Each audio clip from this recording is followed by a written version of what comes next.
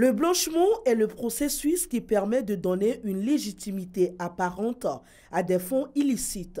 Les gains générés par des activités criminelles telles que la fraude, le vol ou le trafic de stupéfiants sont convertis en comptes bancaires, en biens immobiliers ou en produits de luxe d'apparence légale pour avoir l'air d'être le fruit d'un labeur honnête.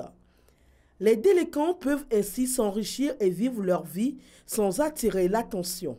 De plus, ils peuvent utiliser les capitaux blanchis pour développer leur activité illégale et donc accroître leur richesse et leur influence, ce qui leur permet de corrompre les représentants du pouvoir et de l'ordre et d'acheter leur protection. Il y a beaucoup d'infractions, mais cela ne doit pas nous faire désespérer dans la mesure où la lutte est dynamique. Et chaque État, à sa manière, fait la transposition des mesures internationales des normes, essaie de les appliquer. Et c'est ensemble, dans l'élan communautaire, que nous allons parvenir à réduire, voire éradiquer le blanchiment des capitaux. Les infractions financières sous-jacentes au blanchiment d'argent peuvent entraîner des problèmes économiques. Les effets sont particulièrement sensibles quand le secteur financier du pays concerné est assez modeste.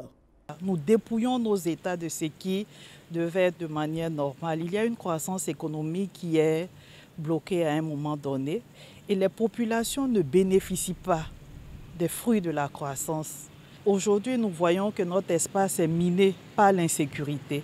Donc, il y a une porosité de nos frontières qui font que les criminels financiers passent facilement d'un État à un autre et ça déstabilise aussi le tissu social, politique et aussi économique. Mais nous restons sur le fait que la principale conséquence, c'est la fragilisation du tissu économique. En matière de répression, les mesures de lutte contre le blanchiment permettent aux autorités non seulement de traduire les auteurs en justice, mais aussi de saisir les avoirs acquis illégalement.